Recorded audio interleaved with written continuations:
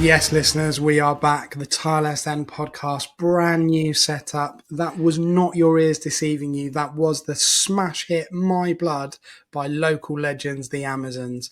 We have exclusive rights to use that song alongside probably an advert for washing powder in a couple of weeks' time. But, whatever. The whole point is that we've been allowed to use it. It's massive. It's massive for us. Hopefully it's massive for the Amazons as well. Hopefully it's massive for our sponsors. And hopefully it's massive for you. We felt it was high time that we had a bit of a shake up really with the music. So we're excited, aren't we, Ross? We're excited. I think we are. I have a bad confession. I've always known that the song that has been played at the start of the Tilehurst podcast since before I was listening, really, before I was born. Yeah. I've always known that the band I think are called the Biscuit Men, which is obviously a Reading thing, but I have no idea what that song is called or anything like that. So if anyone's feeling wistful and they don't, they want to go grab that piece of music or whatever, you're going to have to Shazam it because I don't have a clue. But very happy to have the Amazons at the start and throughout the pod. You'll hear a few other little bits and bobs. So well, I mean, regular listeners will know that we had Matt on quite a few weeks ago. It's like months now, actually. It was back in December, I think. It was like literally the week before Stella's left. Okay. Yeah. So we had him in. That's still available with Biscuit Men theme tune that we used to have on the pod. But this is episode 420. We are using Amazon's music from now on as our thingies. You're going to hear some now that his voice is the one introing the pod and everything. Like he's going to have to come back now that it's him. On here. They're going to have to they're going to have to get us on stage when they go on tour or something. I don't know. Exactly. We'll just do the podcast. We'll do the warm up. We'll do the warm up act. Everyone's there expecting, some rickety rock set or whatever, and we'll just show up instead and just start talking about Reading in Manchester. Look, confession to you, and obviously everyone listening. So when they did the gig, if you like, at the stadium before the last game against Barnsley. Yeah. When he he messaged me to say, can you promote what we're doing? And I sent Tim a message at the club and said, look, I don't want to ruin anything. If I go ahead and go, oh yeah, by the way, they do this, is it going to completely destroy it? And he was like, yeah, don't say anything. I was like, okay, fine. But in my head, I was thinking, is he going to come back and go, Ben, do you want to join us on stage for just play the tambourine and just images of me getting booed and people lobbing just whatever. It was just, you kind of get in those situations where this might be happening and then it didn't. I was like, that's every time you might be back on the pitch at halftime. That's how I feel. Yeah, exactly. So yeah, exactly. But look, enough of this absolute twaddle. We're very thankful to the Amazons. We are massively thankful to ZT Said Films, who are just amazing with us and let us just crack on and just let us be, really. And they're the best sponsors that anyone could have. Huge thanks as well to Mr. Daniel Wimby Wimbush, who you will hear his voice in the new stings that Ross has put together with him. Very, very exciting. He's honestly, he's a great guy. He's one of the founding fathers of this pod, of this whole thing. Of this parish. Yeah, and he's honestly, he's got a voice for radio. It's like liquid gold, his voice. There's no nice way to say that, is there? I feel bad for radio hosts and dentists. There's no way to be nice about their profession without it sounding slightly, slightly rude. Oh well, what can you do? It's it's great to have him, come back and do those. It's great to have you guys joining us. Episode 420. This is the kind of the closest you're going to get to a season review. Really, we've left it a couple of weeks. We've let the dust settle. On a very dirty mattress, if dust settles on a mattress, and we're ready to go. We've kind of split. We're not going to do this is this month, this is that month. We're going to kind of block it into bits. Obviously, with the off-field stuff, as you will may be aware, there is quite a story to tell with that. So we'll probably go month by month with that. But Ross has picked out some key games, some key tactics. Obviously he'll talk about it as well, but the main difference between Sellers and Hunt, which he explained in a wonderful video earlier on in the A season. long So time ago now. all of that stuff's there. You also did another video this week, didn't you, about why you should watch Reading with Oh Alec? yeah, that's the series that's easier to make because it's just me getting in front of a camera and Exactly. normally Yeah. walking into the tripod on my way around it. But yeah, Who yeah, put that another. there? Oh, me. Yeah. Oh yeah, me. The whole thing's a mess. I mean, like on the YouTube pod, you can see right now the tripod and everything's behind me, just to let you literally behind the curtain if you are on YouTube. Yeah. Anyway, enough twaddle, enough nonsense. Do watch Why You Should Watch Reading though. It's on YouTube. Go check it out. Here's a new sting. Here's a bit more music, and we'll be back with literally the review recap of the review of the season. This podcast is sponsored by ZCZ Films because the best art isn't on the walls, it's on the pitch. Right, so welcome back to episode 420. Hope you enjoyed that new little, thing. We call them a sting in the business, but you know what we mean. A jingle. That's jingle. another good word Jingle's for it. good. Yeah. It's not really very jingly though. It's more stingy than jingly. So Yeah. Well, I mean, there's plenty more of those to come. So even if you don't like what we're saying, just stay tuned for them. It's just like, because it's going to get a bit dark. It's obviously going to get a bit dark. It was quite a season. I mean, there is only one place to start with, and that is off the pitch. Mm-hmm.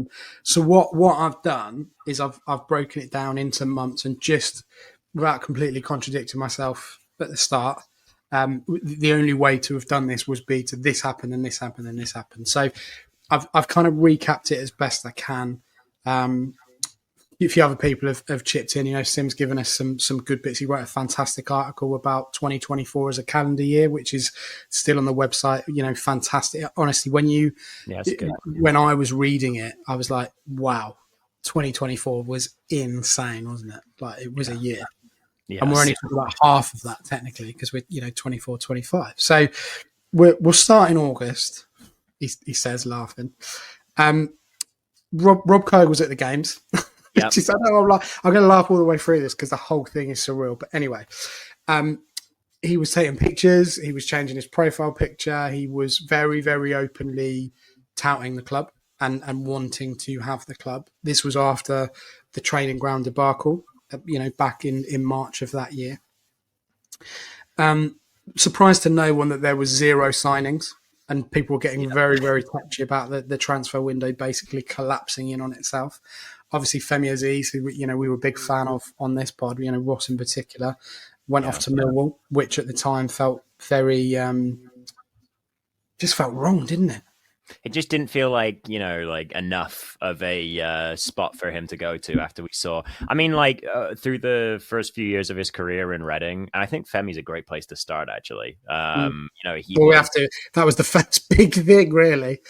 Yeah, no, you're right. But him leaving, definitely was, I think it was just jarring for us. I mean, it happened again with Ruben, which we'll talk about later, but where you lose players to now as a League One club, I think, the first season that you go down into a new division, you kind of still have that sense of we should be a bigger club and we should be able to compete here. Now, obviously, that didn't really happen with Reading for very well documented reasons, last year. But I think that the longer it goes, the more you now become a club that can be picked off by the mid-table, lower table championship teams. And so I think the relegation hurts when it happens, but it's the little cuts that happen a year down the line, 2 years down the line, as you realize what it's done to the sheen on your club, the polish, the size of your club, to use a boring term. And really did feel like it had, that felt for me, when Femi left for just Millwall in inverted commas. Exactly. That for me felt like a moment where I was like, oh, we've fallen a little bit here, haven't we? That was the point where the chips were starting to pile up on my shoulder a little bit. Like you said, just Millwall, but it was horrible. It really was, and it was inevitable. I mean, I think at the time, I said either in an article or the column or on the pod, but it felt good that we got through January with just losing him. Yeah, that felt like a positive result. There was a little bit of turbulence with Ruben, and he was clearly getting visibly frustrated towards the end of August as well. Statement number 1 arrived in August. There was no deal forthcoming, but they basically said, we're going to go and get some players in. and the next day Chem Campbell came in on loan. Well, and I think it's worth pointing out also, if you remember, Reading were playing really well in pre-season. They beat Hull. They lost tightly to Cardiff. I think they beat someone else in there as well. But then obviously started the season with taking the lead at Birmingham after they'd spent £6 million to build the Death Star. It was obviously it was actually a pretty hopeful start. Say build the Death Star. Yeah. I mean, we'll talk about those games as well, but for me, the Birmingham away game is one of my favourite games of the season for that reason, for the narrative and everything else. So August comes and goes, no deal, Noel Edmonds style. September, Coig's pictured in the Turtle. He's actually physically in the Turtle with a jacket on, just getting some work done. And at that point, very soon after that photo, the sale just collapsed like a warm Easter egg. That was it. We weren't entirely sure at this point that the reason for the sale collapsing was clear, if that makes sense. There was an article where High Tongue Bank had basically put a stop notice on the sale of the stadium, which then forced, and we don't know, like we may never know, maybe when Coig gives a bit more of an in-depth interview with either the club or with a podcast like ours, for example, that might be something that comes up, but that was kind of the rumor at the time. I think that something he's been saying a lot recently is the way that felt from their end was that basically everything seemed to be going in the right direction, and then one day the money arrived back in their accounts or whatever with very little explanation or anything like that. And that's a good point, actually, to because he was covering a lot of the costs and he ended up getting paid back. So that was where we're at that point. October comes. We are under a registration embargo because we didn't file accounts from 22-23.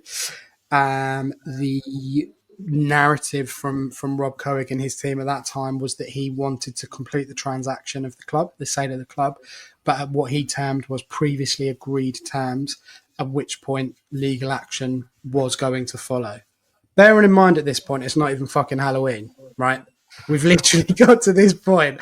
We've had embargoes, we've had potential owners in the Turtle, and we're not even at the end of October. Like it's quite difficult when you look back on it, and maybe you guys listen as well, to go, what? Like what? Well, and I think that because of what had happened with the training ground stuff previously, with when Coig was the Wickham owner, there were still some fans who were kind of up and down with how they felt about Coig and all of these kinds of things. And then with the deal kind of just like collapsing, I think that there was maybe not as much. I don't know. I feel like people weren't maybe like fully believing Coig's like side of the story and things, whereas now it does appear that with given his like persistence, he had a very clear case as to what things were got. He's a lawyer. He will have these things. But and this is it. You don't start trying to rip off a lawyer, do you? Right. And so there's all this turmoil. But there's all this turmoil about who it may be, like as the new owner for fans. But then on top of that, you're going through the turmoil of, is it going to be anyone? So, we have to flip between this, like beggars being choosy to a certain degree back to, oh, no, wait, I need anyone because my club's going to self-implode. Just a very, very odd fall. And this was where I think the narrative around, I got carried away August time. I was like, let's get a mural of an eagle with Rob's face on it on the side of the Madstad, all this kind of stuff. Like I was really into it, and then obviously it just fell away. And then we're kind of into November, really. That legal action is pending. It looks like a dead certainty that that's going to happen. I mean, December really was the turning point of the season for Ross, and I don't think he's ever really got over it. It was the Fatberg Ross. Oh yes, of course, yeah. It was always on the horizon, and it could never be. I suppose if we're talking about off the pitch, it was, but only just. If that continued to grow, it would have fallen onto the pitch a little bit. I mean, it would have basically opened up a black hole, which Right. physically and metaphorically, the club may never have returned from. So, Yeah. but the Fatberg was there. Realistically, the key point from December, and I'll read a tweet that our own account put out. Rob Coig's legal claim in the High Court against Dai, Redwood versus Wren, sounds like a terrible documentary, has been publicised. Had a skim through it, and here are some key points. Sharon, as the takeover party, officially switched to Redwood on the 19th of April. Exclusivity was first extended to 21st of May and then to the 31st. It was really chaotic at that point, and you're thinking, how is our club in the middle of this? What else can we do as a fan base to kind of get this over the line and to keep the faith, really? Yeah, and I know that at that time, like, we spoke to Adam and Greg over at Sell Before We Die and Star and stuff like that, and even they said at that time, we're not really sure what the next steps can be, because you talked about how 2024 was such a mad year and kind of like bookended by the pitch invasion on one end and then sellers leaving on the other end. And I think that you would think that it would, from looking at those two facts and how it began and end, you'd think it was an awful year for Reading. But like in between, there was a lot of really, really good football, a lot of improvement, and stuff like that. So it was really difficult, I think, to end the year like that and feel like, even though we had gone that far, we weren't progressing. And then so what do you do to protest now, a year on from doing what felt like the same thing? Basically, I think there was a lot of the kind of soul searching that those organizations were having to go through. So it first extended from the 21st of May, then to the 31st of July, and then to the 15th of August. And that's where we saw Coig coming into the ground, taking photos, all that kind of stuff. This was the most concerning thing, I think, at that point, because between 25th of March and the 9th of August, Redwood made 9 loans to Reading Football Club for the total of 4.655 million or thereabouts. That is an incredible amount of money for what is less than half a year. That's incredible, really. And that was the bit where I was like, are we like, is this the last Christmas we're going to have as a football club? Like, I couldn't get my head around that figure. And for a club probably higher up our league in terms of stature, probably Championship, definitely Premier League, that's nothing. That's absolutely nothing. But for us, 4.655 million for what is essentially 4 months? Yeah. That's incredible. I mean, the amount of money that Reading have been spending every month, every year has kind of been like a big topic for the last few years, right? Like that's kind of why we struggled with FFP, as much as Dai over the first few years of his ownership. And obviously that was partly because he was making, he was putting people who were making bad decisions in the football places.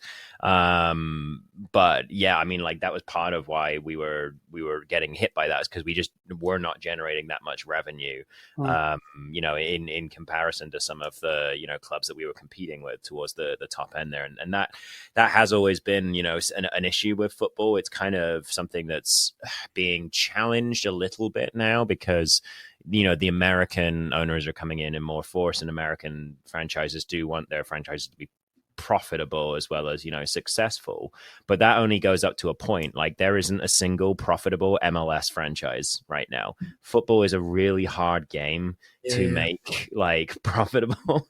Like it is something where you're constantly spending money. So yeah, seeing that huge figure coming through, like why it didn't necessarily surprise me in terms of how much it was, just even to run a League One football club, it was a worrying time, obviously.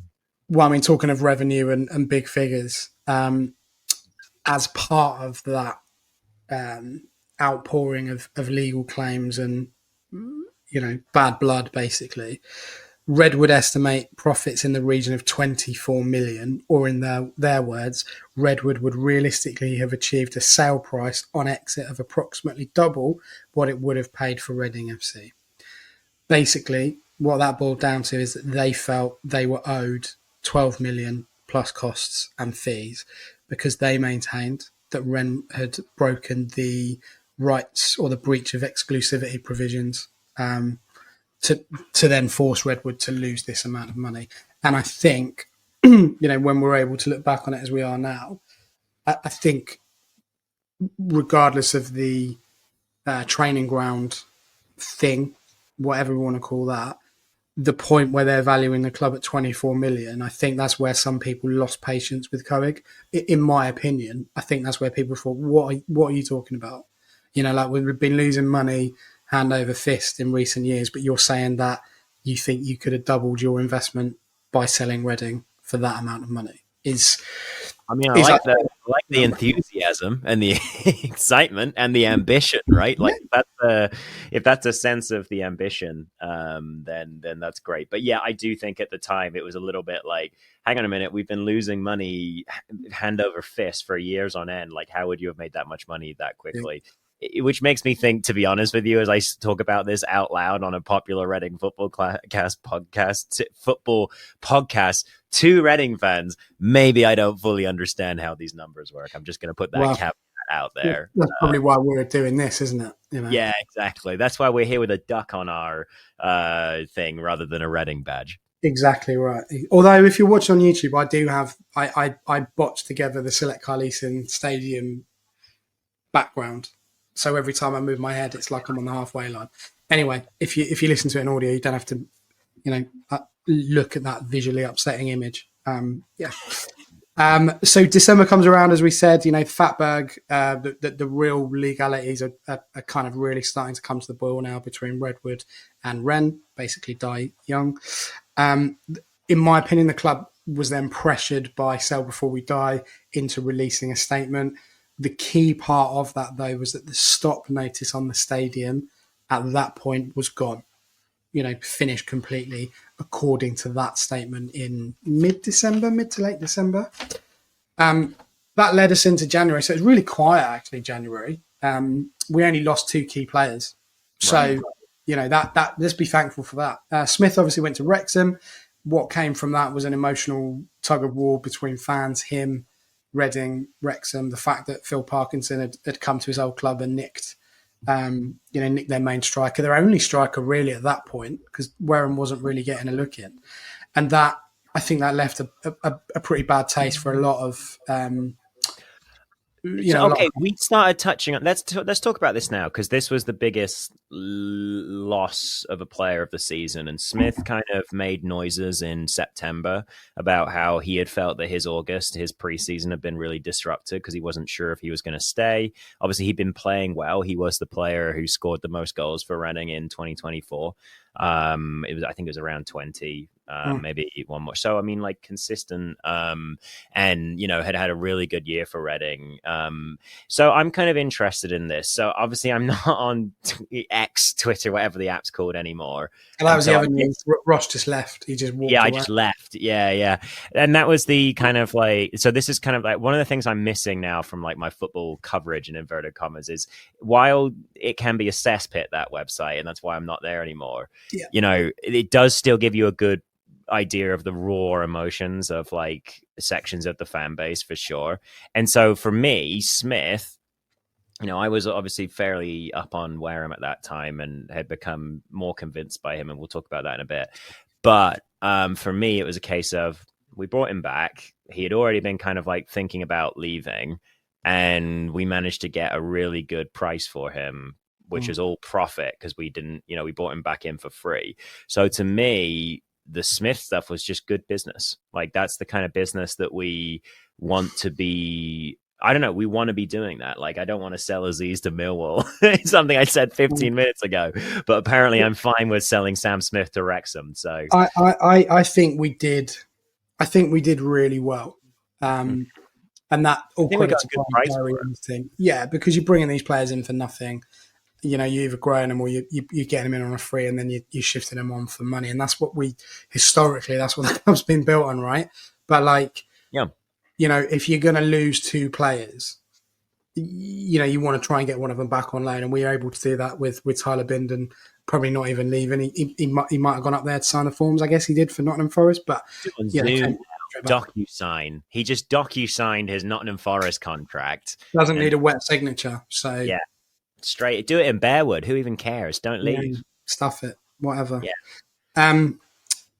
February really was the kicker. By the way, you're probably looking at this thing, why have you not mentioned Sellers? Well, we're going to talk about that separately because that's kind of on the pitch, off the pitch, on the pitch kind of vibe. So we're not mentioning that. We're just talking about off the pitch to the side in that little, in the little technical area. So, but some of you who are childish like me would be going, "Who's Sellers?" So are Hull fans now. Yeah, well, yeah, exactly, yeah.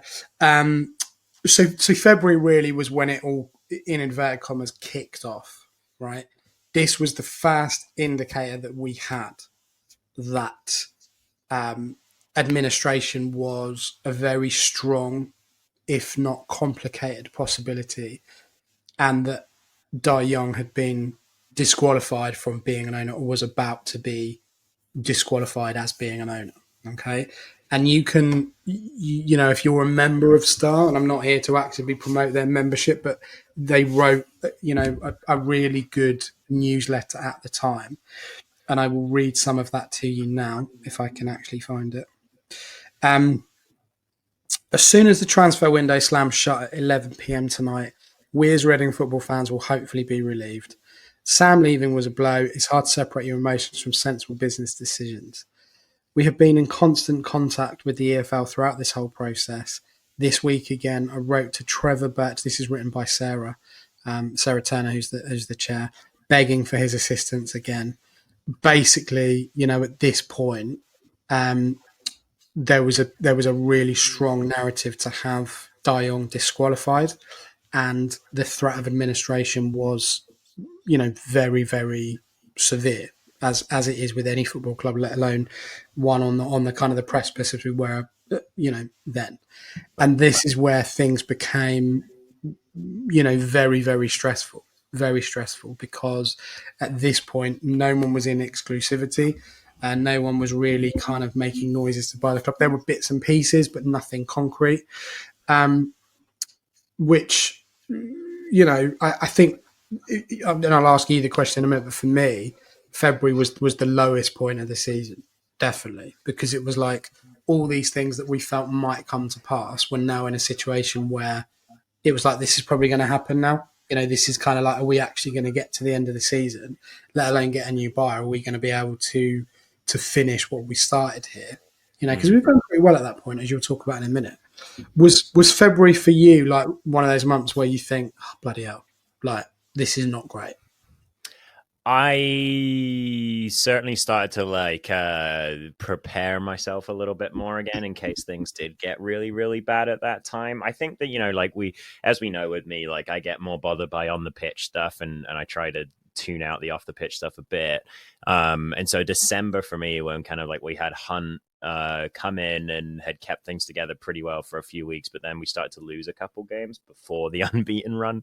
That was for me probably the lowest thing of the season, just because still that kind of I do think with football, the kind of how you're performing on the pitch and off the pitch are very, very interlinked. And, when the team I do genuinely think that the team doing pretty well, in that unbeaten run, while that came kind of as this kind of bad stuff was going on off the pitch, through February and March, while that was kind of I don't necessarily think this is the whole reason. I think that Coag is still trying to purchase the club for the same reasons that he had been trying to for the past year, but I don't think that it would have hurt that the club were playing well through that kind of February and March time. So even though things were seemingly bad off the pitch, I think that they were moving more in a direction that benefited his position in the sort of court cases, in the arguments, in the sense of Reading got to a point. I think the club must have got to a point where they're we have to sell now to Coag, or we don't have a club next year. So yeah. Well, that leads us into March, which if you thought February was bad, Jesus. I mean, March started with Robert Platek, coming out with exclusivity and having that. So this was round 4 or 5 of exclusivity in terms It was of the fourth, at least. Oh, at least the fourth, maybe the fifth. And I remember just briefly that was a popular podcast episode too. I added something about exclusivity in the title, and as soon as that kind of news, John Wick, John Wick. yeah. I went off the field. I was like, I need something to distract myself, so I went on a John Wick bender. Yes, you were on your John Wick bender at that point.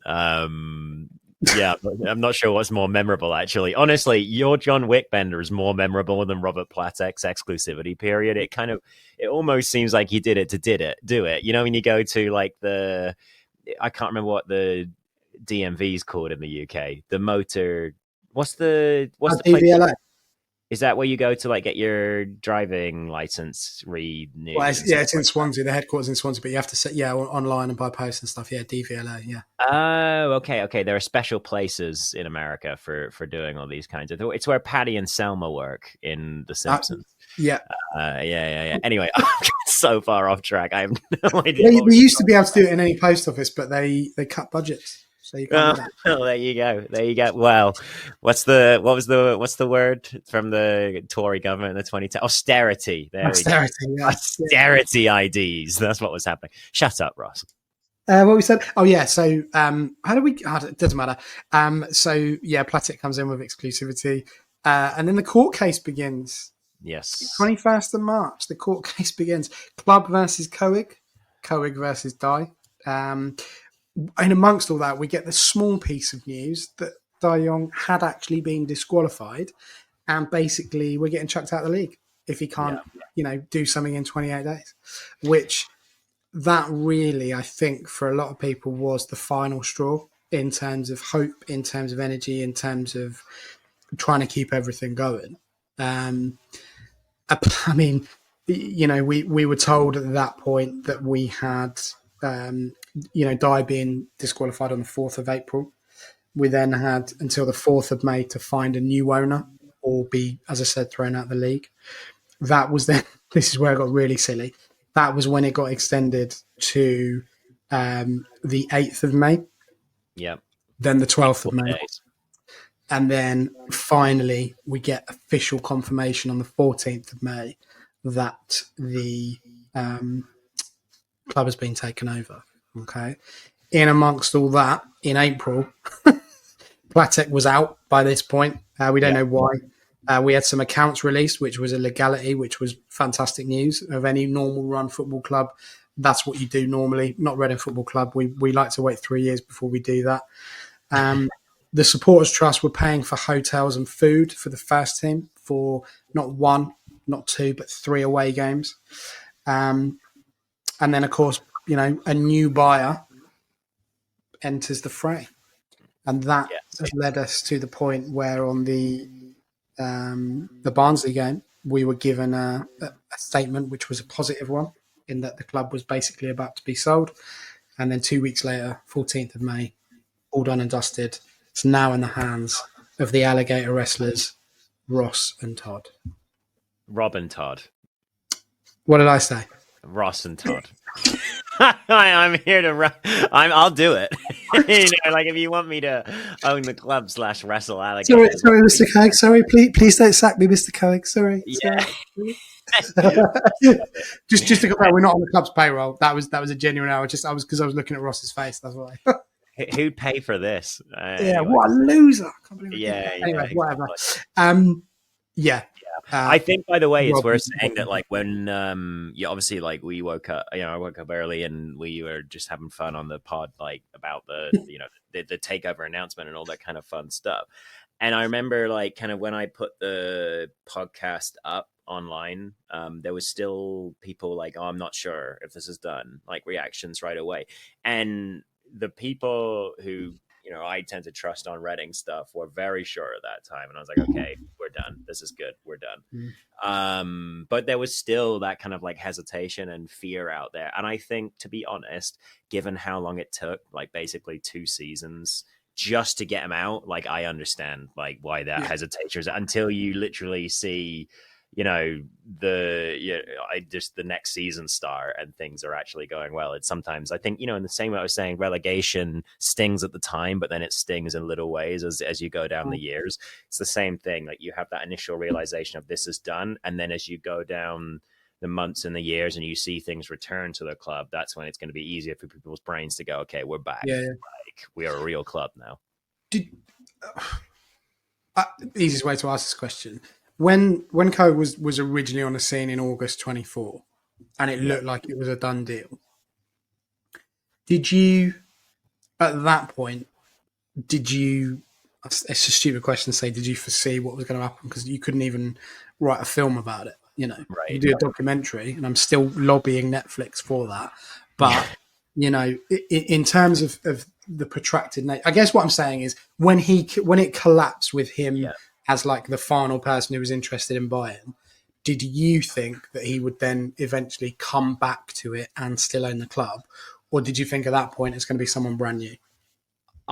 From my sense of like absolutely nothing, I did have a sense that the reasons for Coig being moved on did not seem to be as legitimate as like some of the other like exclusivity ending periods, whereby like some of the companies and things that I think got exclusivity at any point just weren't really serious, didn't really have the funds, or what like even if they were well intentioned, just didn't have like the long-term plan or vision or funding again to actually run a foot. It takes a lot of money, like, and you need to be making a ton of money every single year.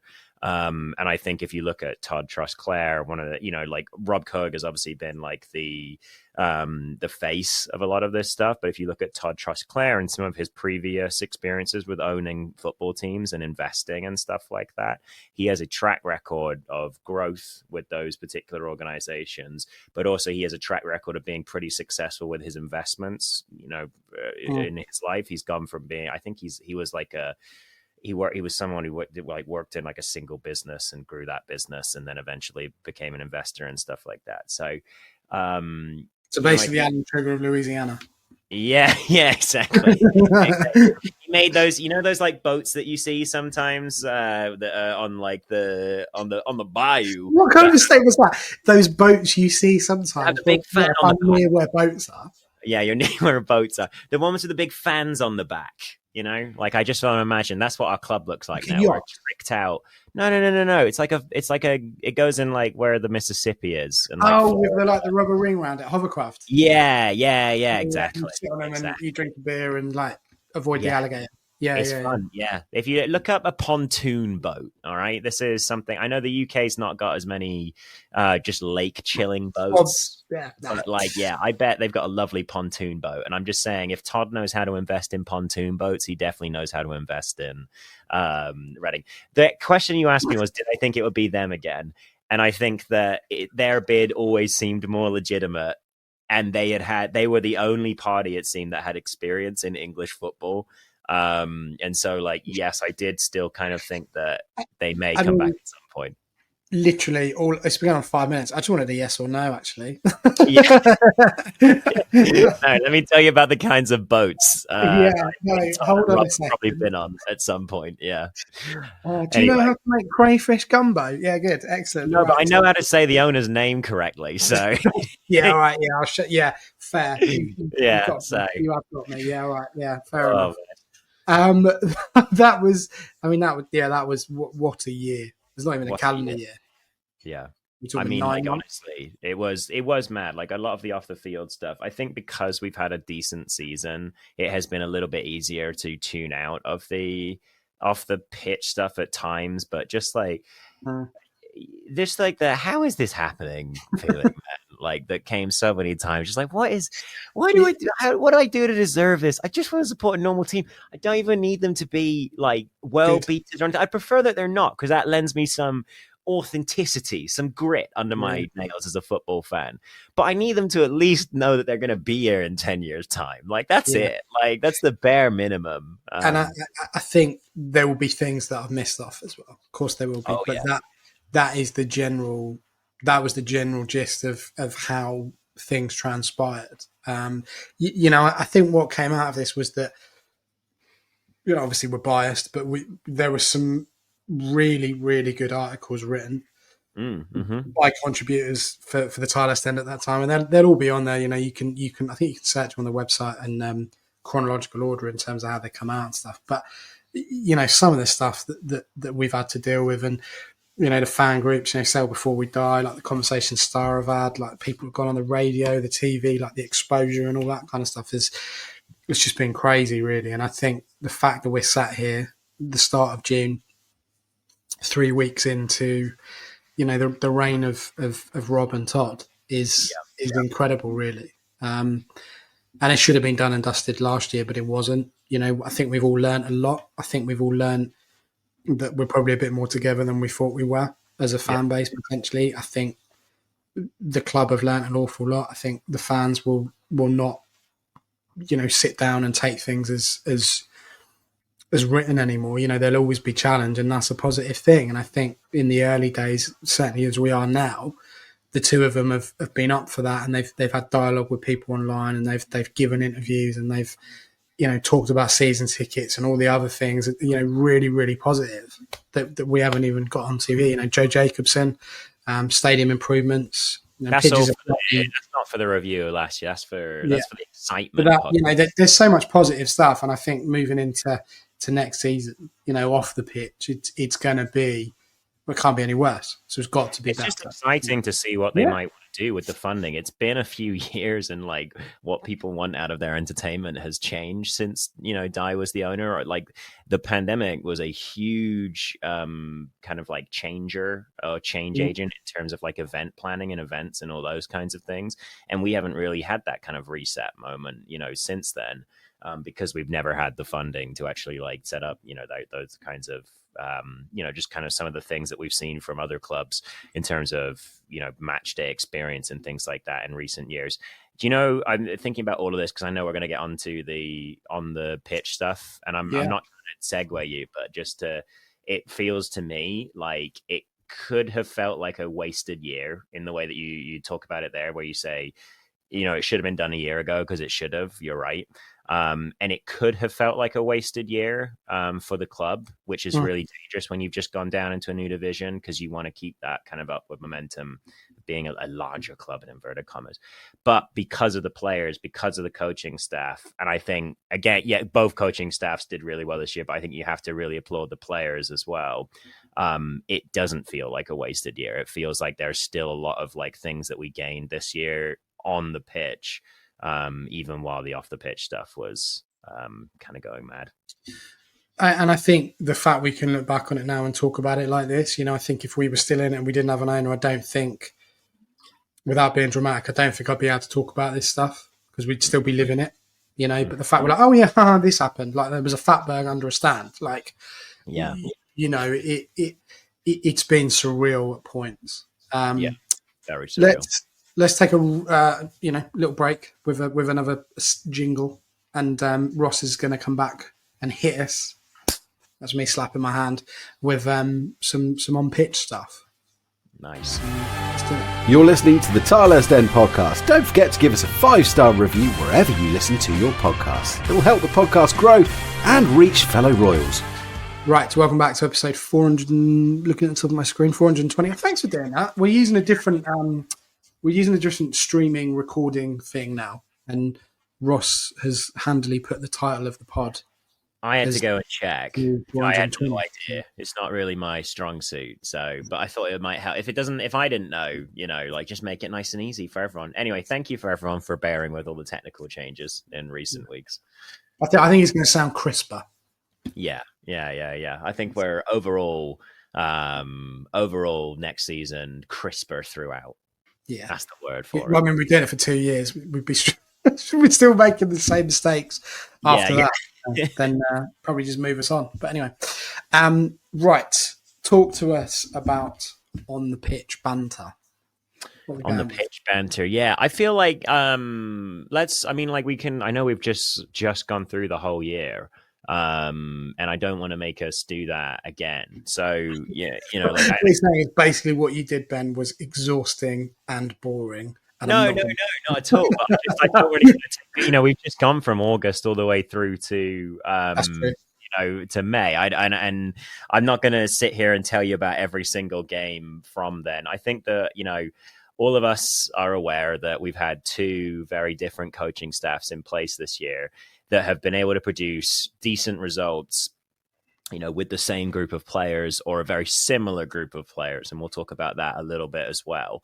I think the place that I want to start this season is a sense of where we were at at the start of the season, when we're coming off that momentum from Sellers having a good end to the season previously, kind of how we were trying to replace Femi Aziz, if we were able to replace Femi Aziz. I kind of want to talk a little bit about the first game I want to kind of mention is the 2-0 win over Charlton.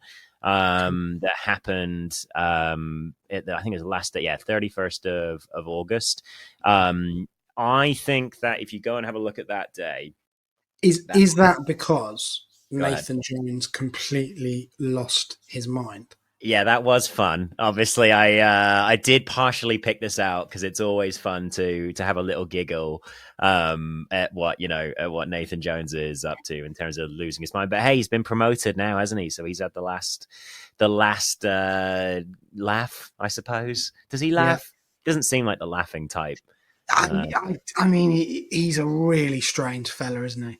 He is, but it seems to work, doesn't it? Like I don't love Russell Martin gets under my skin for whatever reason, but like he seems to be able to convince players to do what he's asking. So anyway, yeah. So if you look at this game, what you're going to see is the back line pretty normal for the first half of the season. There's no Garcia. Dorset is playing on the left side. Craig in that position that I just really liked him in the season at the right back position. And then you had, Mbenge and Bindon in the middle, as you would expect. This was before Ben Elliott found himself injured. So he was able to, he played in that game, found himself. You're really making me laugh tonight. But I love the fact that he found himself injured. Yeah, he found himself injured. You're right, Ben. I've just found myself injured. Just happened. Yeah. That's what happened to, do you remember Carl Hine? Like he came in on loan for about a month. He played. This is why you said it. I don't know. It just made me laugh. No, he cut his hand in the kitchen. He found himself injured. Like, there you go. I think, anyway, so what interests me about this is that at this point, Sellers' machine. I'm going to put myself on mute. Oh, my gosh. Oh, my gosh. So, so at this point, this Charlton game, Sellers, I just think that the system that he was trying to coach was very much in place with the team. If you go look at the average positions, you're going to see a very pretty solid, like 2-3 build-up structure. Love an average position, though, don't you? You what, sorry? Oh, I love an average position graph. Yeah, that's my favorite thing ever. No, what's your favorite graph? Bar, average position, mate. Love it. Always. Average position or a heat mapper. Either one of those is good. So this was just a really good performance, and you can kind of see in the average positions, like the spacing that Sellers is actually looking for out of his team. I think this is one of the better performances, even though we didn't generate a ton of XG. We were dealing with what we now know are a really good team in Charlton, doing an approach that we had previously kind of struggled with. They were playing like a back three, and yet we were able to win this game fairly convincingly. A lovely Charlie Savage hit. I don't know if you remember this particular one, but I think this was a long range kind of low shot with his left foot that hits the post and goes in. And then Smith is able to sort of tie it up a little bit later. I think this is kind of, I wouldn't say this is the peak of like Sellers ball or anything like that, but I think that you can basically consider from a year previous where the 4-2-2-2 and all that was going so horribly wrong.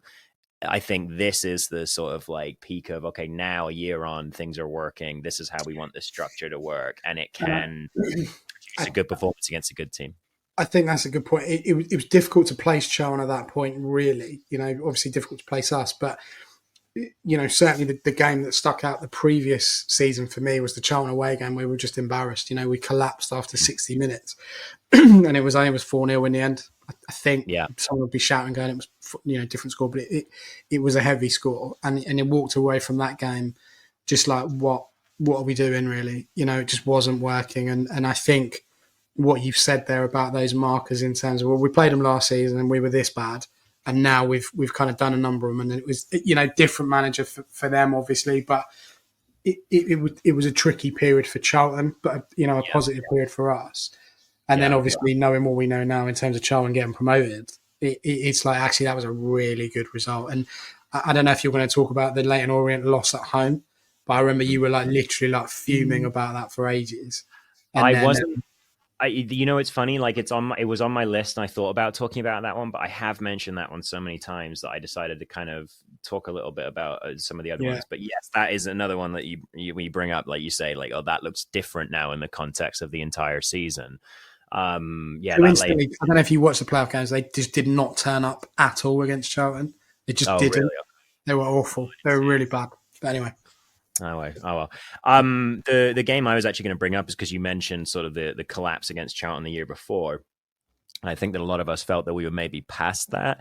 But there was a game a little bit later against Bolton that we lost 5-3. I think we were down, and we were live streaming this, if you remember. So this was when we did a couple live streams. We need to do another one of those. Maybe should we do a pre-season if we can do it?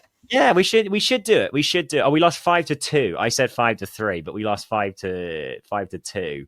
We were down, let me see here, 1, 2, 3, 4-1 at halftime. We got a very small bit of hope from Elliott just before the half, and then had it snuffed out with a first half hat trick for that annoying Charles bloke who's no longer with Bolton, I don't think. So yeah, that was one for me whereby it kind of like exposed that there are still vulnerabilities in the kind of in the structure for Reading, and it showed me as well how important Pereira was, and like him performing well could be for Reading. Because if you don't remember, Button was playing in that particular game. That was during the period when Pereira was out, and it just kind of showed me that without Pereira, Sellers' ball, for lack of a better term, could still be very, very dangerous. And I'm going to highlight that a little bit more a little bit later on. But do you want to any other thoughts about that kind of loss to Bolton? That was a sucky one.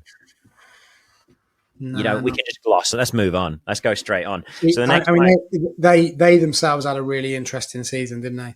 Because at that point you're like, well, hold on a minute. I think disappointing. Yeah, of course. Like they have to clean house, and I think judging by Schumacher coming in, and I think towards the end of the season, when one of my best friends is a Bolton fan, he was like, look, they're just playing under 21s now because he doesn't trust the senior pros. And I haven't seen their release contract or release list if they've done that, but they just need to clean house and start again. Ian Evatt was an individual, put it that way. So it does seem like a project that went a little too long for sure. Like it felt, because like the way that it would get off this in any second, but this was the funny one where their manager basically sacked himself. Yeah, he did. Yeah, exactly right. Yeah, and it's like, hold on, mate, like, come on. Which to be fair to me, no, I think he probably read the tea leaves with the fans, and he's trying to say to the owners, like, guys, like it's past time now. Like, less of Bolton.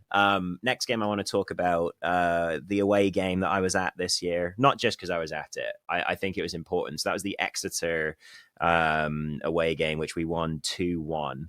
We had a Jaden Wareham goal in the first minute in this particular game, which was always fun when they score in the first minute. You've still got your excitement, your adrenaline from like the kickoff. As a fan, you're excited to be in the stadium and everything. You score in the first minute, it's always like, oh yeah, let's go. And then obviously Michael Craig got his first goal in professional football. Later on in that half, and Reading were 2-0 up away from home at halftime. And at that point, it was a year on from, that Wickham win that kind of like broke our away form. Incredible day. That it's one of my favourite days as a Reading fan. Yeah, a great day. But you think about how much emotion that kind of came with, but then for 10 months later to get that away win against Exeter as well. I think that was the first away win of the season. It really felt like, we were able to actually do this again. And what was great about that particular game, I had some issues with how the center mids, the 8s on the left and the right, are covering the wide spaces. But, regardless of kind of like some of the defensive flaws, Reading were still able to hold on through what was a shellacking in the second half. And that's what you have to do sometimes when you're on the road, to shut up shop and defend, for your lives. And Reading were able to do that. They didn't collapse. They could have collapsed after conceding one goal. And they didn't. So I think that from both a perspective of Reading being able to grind out results, something that Noel Hunt would tap into later, and from Wareham proving that he could, make a difference, again, something that Hunt would tap into later. I think this was an interesting game, even though it was under Sellers, as to seeing what the future may have been for the team on that particular game. I'm just looking here. I don't know what, in terms of what your next game is going to be in chronological order, but the one game that I wanted to talk about was the 3-0 win against Cambridge, which proved to be... Because I want to talk about that week. Well, so I haven't got that particular game, but the thing I want to talk about next is... let me set this up for you then, because you can talk about this now. So something I want to talk about next was that it was the space of 7 days that included that Cambridge victory, and also obviously included Sellers leaving the club. Midway through that week, I think it was a couple of days after the Cambridge win. He was certainly gone before Wickham at the weekend, because that was Noel Hunt's first game. And I think that's something that I had started to notice with Reading, and it's kind of like against what I've just been saying with the Exeter win, more towards the kind of like Bolton loss in terms of what I was saying. But I think I was starting to notice kind of like a soft underbelly and the importance of Pereira to the team more and more at that point. And if you look at the results from that week, you've got that Reading, eventual 5-3 win over Harbour Town at the start of the week. And then the good performance, against Cambridge, which, to be fair, was punctuated by Wing hitting two of his worldies, which just changed the game, basically. Let's play a quick game of guess here, right? Yeah. How many people do you think were at that game against Cambridge, which was obviously Sellers' last game? We didn't know at the time, but like 6,000, 7,000. It officially goes down as 8,333. But I'm telling you now, I was the only person, it felt like, in my block. Well, you and Robbie. He wasn't with me that one. But like, to be fair, that was the one he did say, "Do you want to come sit with me?" I was like, "No." It was really surreal. It was freezing cold, early December, just horrible. Like Cambridge were just massively attritional, like just dreadful. We weren't great, but obviously got the 3-0 win. As you said, with Wing going on a bit of a rampage. That for me was a really odd game, because obviously a few days later Sellers was off, and you think actually for what he'd given to the club and what he'd kind of gone full circle with us, the fact there was, it probably was about 6,000, I think. I don't think it was 8,000. They always report season ticket holders, don't they? Yeah, I think that I feel like with Sellers leaving at that time, there were a lot of us that were getting frustrated with how long things were taking. And I think that, you could understand the frustration with the Coig stuff. To be honest, for me, with Coig leaving, even if it was kind of like, low amount of fans that particular night, you say cold December night or whatever, I'm not surprised the fans are frustrated at that stage for all the reasons that we've talked about in the off the pitch section. And I think Sellers was feeling it, as well. We didn't even talk about how we got to, we spoke to him in, I think it was October, and fantastic interview, really interesting, really good. That's what made it so hard from a personal point of view. It made it very, very difficult, but, obviously he made his choice, and I wanted it. I was, all jokes aside, Sellers who, but I wanted it to work out for him. You don't want your manager to leave mid-season and for it to go south. Like, I don't know. At the end of the day, he's a human. He was a great guy, and I can understand people being really bitter about it. And it didn't quite feel the same way as maybe Alan Pardew in previous years, or obviously the big ones, Mark McGee, and the way that he left all those years ago. But like with Sellers, and James, the new mic over. His whole mic over. Oh my word! Weird, huh? I still don't know what a Mark McGee is, by the way. Like, this is still a mystery to me. Can you still hear me? Yeah, put the mic down though. The Wait, what? say Oh, no, it's fine. It's all good. So yeah. what was I saying now? I've completely lost the plot. Oh, James Oliver Pierce. You wanted him, like we had him on the pod as well, and he was fantastic. He was really good. So look, there's so many narratives within that, I think, and I'm disappointed that it's not worked out for him at whole. I really am. But we move on and move on. We had to, and I'm sure your next game is a Noel Hunt masterclass, mate. All right. So I want to talk about that week that started with Sellers and ended with Hunt. So it starts with an eventual win over Harbour Town, non-league Harbour Town. And then it ends with a really impressive 1-1 draw against Wycombe, who were probably at I wouldn't say the peak of their season necessarily at that point, but they were certainly close to it. I think they hit first place sometime around, November or December, Wycombe, and then from then sort of slowly tailed off as the bigger clubs were able to push up ahead. Something for me, like I'm saying, I think that what was developing a little bit under Sellers was the ability to really affect games with some incredible talent, but also there being a bit of a soft center, and not just like a soft center from like, oh, they just can't defend, but like sometimes physically they couldn't compete in the same way that you might want them to against other teams. And that would lead to Pereira having to make a lot of saves, and a lot of good saves too. And obviously, everyone knows how I feel about Pereira. He ended up having saved Reading a lot of goals this season. And I think that game against Bolton, whereby we had Button in net, the game against Walsall in the EFL Trophy where we had Button in net, the game where we had CBC in net, that's the Leyton Orient loss, I think. I love the fact you're saying in net. In net, yeah. All of those between the sticks, is that better? Which ones? I don't know. Do you know what? I heard it. Where did I hear in there? It wouldn't have been from you. It would have been before you. But I think it was on.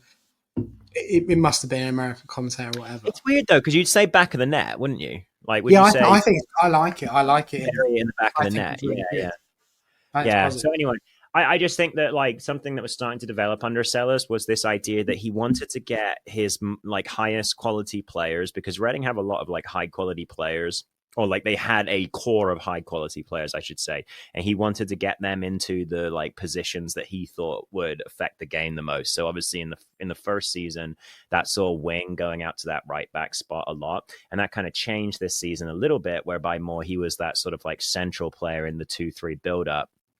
And I think part of that was to get him, closer to the edge of the box. Or there was at least an attempt to do that was sometimes working, sometimes not quite working. I know that like what the idea was with Elliott was to get him into that sort of red zone around the halfway line where he could receive the ball and then run into the space in between the midfield and defense, hopefully. And I think that those things were working in terms of producing, XG, producing chances, but they were occasionally leaving us open at the back in a way that really caused us issues. Now, one thing I saw a lot that was a problem for us was the space in that the eights had to cover on both sides, on the left and the right, and especially when Ben Elliott was there. I think Ben Elliott's a wonderful player in possession of the ball.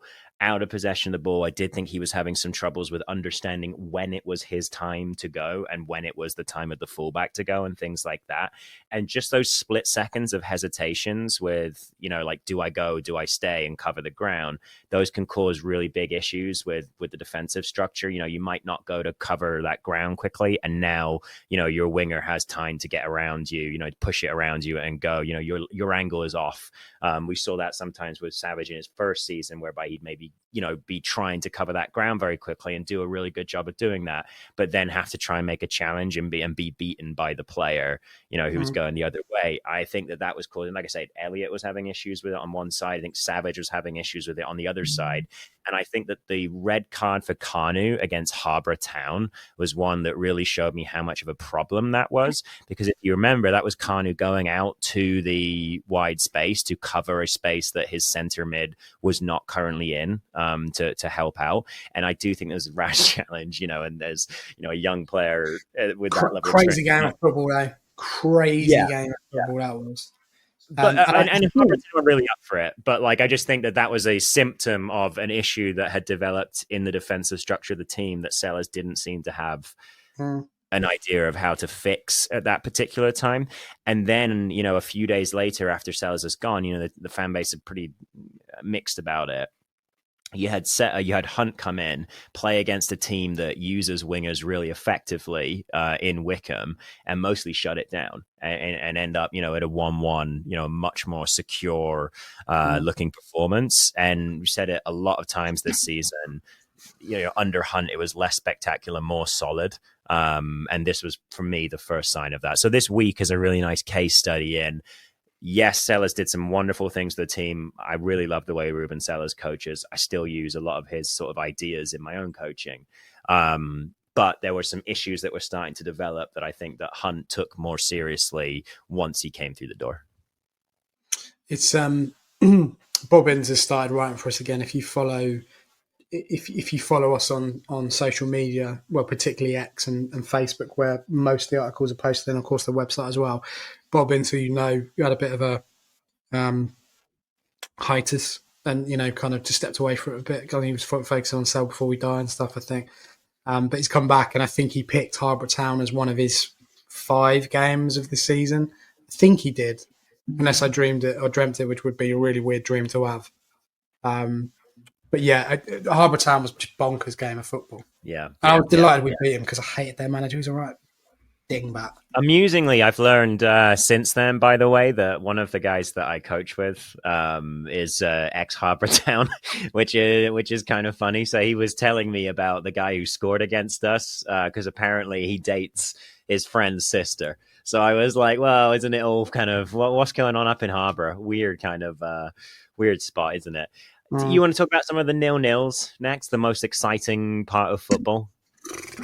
Lots of them. Do I want to talk about 0-0s? Yeah. A good 0-0. Do you believe in that phrase, by the way? But I'm getting 100%. set up. You could have a game that's 0-0 that could be about 5-5. Like it could be chaos. 100%. This is so the Hearts. Check out my Hearts goalie kit on today. Oh, God, here we go. The Hearts drew 0-0 a load of their games at the start of the year, and I was kind of like, "This is good." They're showing the American fans how much fun football can be, even if you don't score a single goal. A nation that likes a game like basketball where you score every 5 seconds. This is great, guys. You can go and watch for 2 hours, and nobody ever scores. I'm trying to count them up, but basically, as we all know, Noel Hunt loves a 0-0.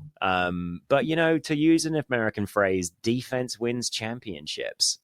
So under Sellers, Reading had, I think, just 1 0-0 draw in the entirety of their time under Sellers. I could be wrong, but I think it was just the 1, maybe 2. Hunt is already on 4. And I think 3 of them came during that 10-match unbeaten run, which kind of had Reading fans very confused about how they felt about their football team at that time. I think that Hunt's team were not always as exciting to watch as Reading, but they had some more pragmatic solutions for getting through games. That it was just very, very rare to ever see Noel Hunt's team fully out of a game.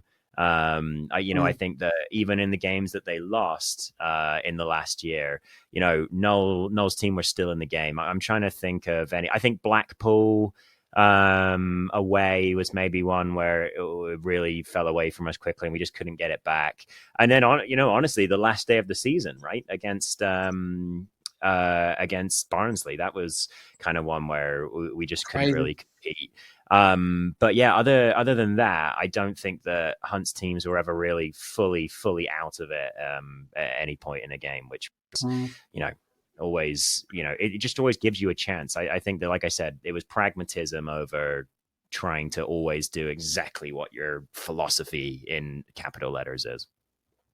I'm not using this background again. Look, it looks like I've got half. I had to put the light on. It looks like I've got half a head. Look, yeah, well, it's nice though. It also looks like the duck is a kaiju. Look. Yeah. It doesn't like your hair. We know that anyway, much. No, my head. Well, you can't tell where the skin ends and the hair begins. That's the problem. Look, I think overall, when you look at the season on the pitch, it was excellent, really. Yeah. When you look at the togetherness that they brought and the way in which they adapted to all these situations, I as a fan, yeah, there was frustrating games, and there was a couple where I dived off the deep end, and I wanted them all relegated to the under-23s or whatever. But like, I think overall, they did this football club proud. They really Yeah. did, and I think they did themselves proud. And actually, they are. And again, we've heard it so many times, but it's true. They're such a likable group, and don't want to plug our own pods here, but the one we did with Robbie Savage and Charlie, who came on for a little bit, you couldn't. How could you hate Charlie Savage? Do you know? Like you just, how could you be irritated with Lewis Wing? How could you dislike Tyler Binden? Pereira and Bengay. Even the players that haven't performed particularly well this season, you look at them and go, but you look like you're an all right bloke, though. Do you know what I mean? Right. Like you look like you're a good person. That was the Tiv effect. Like we were sure Tilehurst Exactly right. a nice bloke or whatever all the time. Like, though I do remember Felipe Araruno was always talked about as a very nice bloke, but that's Sim's favourite. That was Sim's favourite. He loved it. I know he was, but then only actually played like 6 minutes and had a hot dog at the Medeski or something like that. So yeah, it's weird, isn't it, how that goes down? So I think overall, hopefully you've enjoyed that kind of review. We didn't want to go game by game. Oh, this happened, but like, Ross has done a great job there of picking key things out, and you might have your own. You might go, hold on, what about the 1-1 against Birmingham at the very start of the season, which is one of my favourites. There's loads of games. The Wrexham home game, the Wycombe Can home I give game. you one last little bit, just because I want to reiterate how this season really ended, which was it didn't end against Barnsley. It ended on Friday, April 18th against Lincoln when we lost 1-0 at home. And that game, we talked about the CBC game and, that's a 0-0 game. And it just had like a bad goalkeeping mistake. And, there's a debate about, can you have a 0-0 game when the game literally ended like 1-0? This is a 0-0 game as a game could get, because if you guys remember how the Lincoln scored their goal in this game, a man has run, like they subbed as they were taking their attacking. A man has run. Sounds like the worst news article ever. Honestly, could have been a streaker. Like a man has run from the subs bench onto the field to the back line, and then he's just ran onto the cross into the box without anybody tracking him because everyone's already picked up their men, and then just another bloke shows up. So it's just the most frustrating thing to lose. Like the small margins, like Charlie said it best. And I've been saying this to like everyone who listens since that interview, which is that sometimes you just lose football games and there's no reason. Like it just happens. Like sometimes it's just going to happen. Like football is this game that where luck plays into it much more than like a lot of the other like smaller field sports, especially. And you just get screwed by some bloke running from off the bench sometimes. And our whole season, yes, we couldn't create enough at that point. And I think that's the challenge for Noel next season, is to show that he can build an attacking structure that can create more so that, if we do go one down in a game, we're not, in trouble. But yeah, tiny margin. You want to talk about small margins and tiny margins. So heading into the last weekend of the Premier League season, the league I was in, or one of the leagues I was in, we always put not a huge amount. I think it was about £15 entry fee or whatever. So it all goes in a pot, and then fantasy, yeah. So basically, the guy that won the league had won it almost like 2 weeks prior because he was like 100 points clear or something. So he was never going to get caught in the 2 game weeks left. The last game of the season, it came down to me and another guy to get second place for, I think it was like £52 or something, which I really could have done with this month, right? Anyway, all the way through, getting updates on the group chat about who's getting a bonus points, all this sort of stuff. I got 5 more points than he did on the game day, but we ended up overall at the end of the season together, like the same amount of points. He came second. Do you know why he came second? Why did he come second? Because he made 1 less transfer than me across the season. Oh, that hurts. Do you know how many transfers I made? 34. He made 33. I was like, what can I throw? I could not. I mean, how is your luck? Yeah, that's my. Can you look up? You got your phone right there. Look up who won the Tilehurst End FPL this season, because I think that is always a good one. We have some really good players in that Tilehurst End league. Which again, by the way, guys, like we do a Tilehurst End Fantasy Premier League, and it'll Well, be we owe them a shirt actually. we We do. we, we Yeah, owe them a that's shirt. true. But so You who can win. won? So Right. Millie Billcliffe. Millie Oh, Billcliffe. won it by 2 points. 2 points. There you go. All right, so read out the top three for us. So we got Millie. So Millie's her team was you had one too many like that. That she got 2,593. Good question mark. Charlie Beveridge, they got 2,591. Okay. And then Redding Dong, Matt Frith, yeah. Oh, Redding Dong. Yeah, I see it. 579. So like I'm just assuming his name is like a doorbell, by the way, not like it's Redding Dong. It's not what you said. Just making sure we're aware of that. Well, congratulations to those yeah. people. So look, Millie, if you're listening, or because I don't know how to get hold of you, not hold of you, but like how do we contact you? So if you're listening or someone knows Millie, can you tell her to get in touch with us, please? Because we owe her a shirt, and I'm assuming she'll want one of the new shirts from this season, which have yet to be released, as in this coming season. So we owe a shirt. Maybe. Maybe. Right. Do you want to? Should we wrap it up with like the final question? Because we had one question that we wanted to pay special attention to. Yeah. And it does sort of fit in with the review. So, Ian, and we brought this up a couple of weeks ago, and I said, no, I'm not going to do this because we need to give it justice. Right.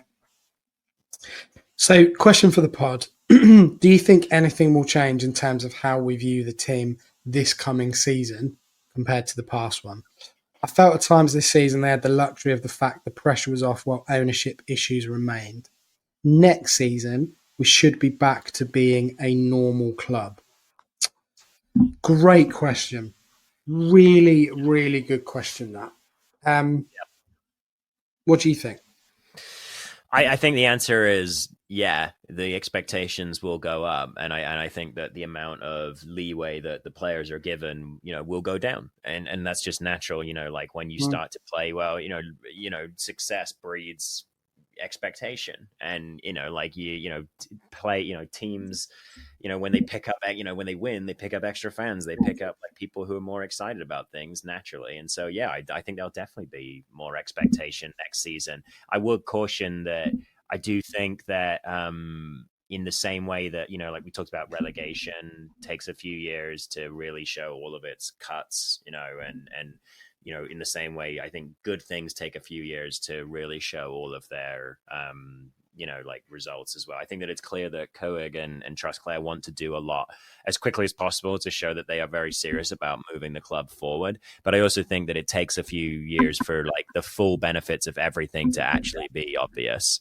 Like I don't think that everything, we are a normal club in inverted commas again, but we're still sort of like building back from a fallow half a decade really, in terms of like what we've had the resources to do and things like that. And I totally believe that Coig and Trustclair are trying to do things as quickly as they can, but it takes time to get everything kind of like up and running again. So I think the next season there will be more expectation, and I hope that fans remember that it doesn't immediately go, we don't immediately everything's fine again, nothing's bad, everything's fixed. I think we've learned a lot from the last 5 years, and hopefully we take those lessons into how we rebuild this time. I think there's going to be more pressure on Noel from everybody. Yes. And I think as with any season, you need to start well, but given that, to be blunt, he wasn't their appointment, and I still think he gets a mixed review from our fans.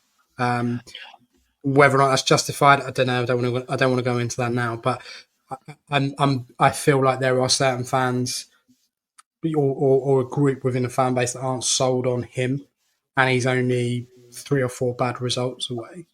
I think that's always going to be the case when you're a fairly new manager. Like you have to go out and prove it until you've done something that no one can deny. you're always going to have doubters. And even when you have done things that no one can deny, you're going to get people calling Pep Guardiola a bold fraud and really enjoying this season where he's been terrible, So I agree, though. I think it's a good point that I think Hunt is the person who will get the least leeway from the fans this coming season. I think especially any of the big players that choose to stay will continue to get good reception. And it's going to be about which players, I think it's going to be about Hunt and how he performs. And can he show clear development in his coaching, in the way that the players have shown development in their mechanics and skills in the last couple of years. Yeah. Really good question, Ian. I think it's definitely one to come back to. I feel like if we bring in, the players that we probably need to do, so we're probably looking at 4 or 5 signings at least. Yeah. I think in terms of bulk out the squad and to really to try and get us further up the league, then the pressure increases. For me, I would like us to get through the next year, doing, playing as well as we have been, but keeping that core of players together and that kind of that feel good factor. And just because the pressure's off the pitch shouldn't really hopefully warp views too much. I think there's a lot of potential there. I really do. And we saw that this season. So imagine what they're like with a bit of backing, really. Yeah.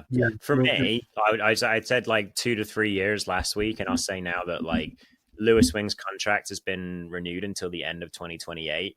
For me, the goal is Lewis Wing, is still at the club on the roster, on the squad, even if he's not starting every game when Reading get promoted. That would be that for me is setting down a good benchmark. We know this player's good, might not be, playing 46 games a season in 3 years' time when he's 33 or however old he'll be. But I think that it's a quality player, and so it's a level of these are our 3 years, this is our window, and we got to go up during that time, in my opinion. Yeah, that's it. Yeah. We're done. Good. Season review. Done. So ready to talk about off the field rubbishy issues. Yeah, well, I mean, the next one we do, I guess we'll be back next week, but we'd do a roundup of all the things that have been happening so far. Season tickets are on sale. It's got until the 6th, so this Friday, to be able to take advantage of last season's prices. Great prices, particularly if you've got a family. Go in the family stand in the Dolan. £23 for a child season ticket. £23.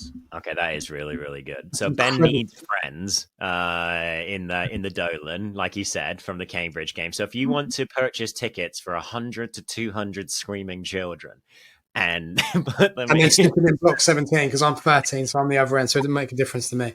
But, no. My maths, I think that works out at about £1 a game. Okay. Yes, okay. That's pretty good.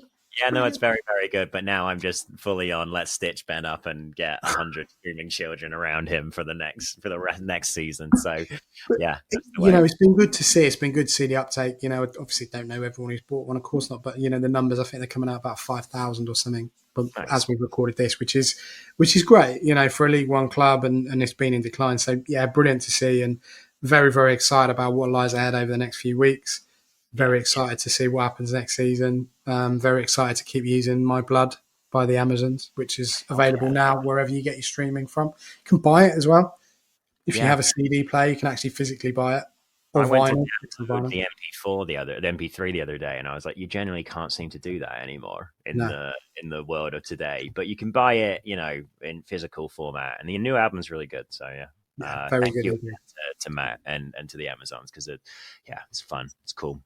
It's great to have that link, and we really appreciate it. And it's just I don't know. I just feel really pleased with it. Really pleased with it. And the fact the Marge holding up a potato thing. I just think it's neat. That's kind of how I feel about it. That's the second Simpsons reference you've made. I love that. It's very neat.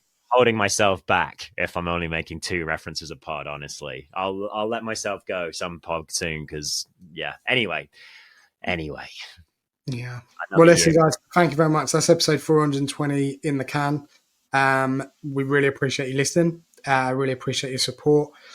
This one's taking a little bit long to put together for obvious reasons. We want to do a lot of research for once, and talk through some things. So hopefully you've enjoyed it. It's quite a beefy one. It's coming in about an hour and a half. So, 90 minutes, which is essentially a football game. So I hope you've enjoyed it. We'll be back next week, probably with a shorter one, but just to wrap up a few bits and pieces. Hopefully talking about a new signing, maybe even a new kit. Who knows? There'll be something I'm sure to talk about. So look after yourselves. Enjoy this pod. Hope you enjoyed it. Enjoy your week ahead. And I'm on you, Arse.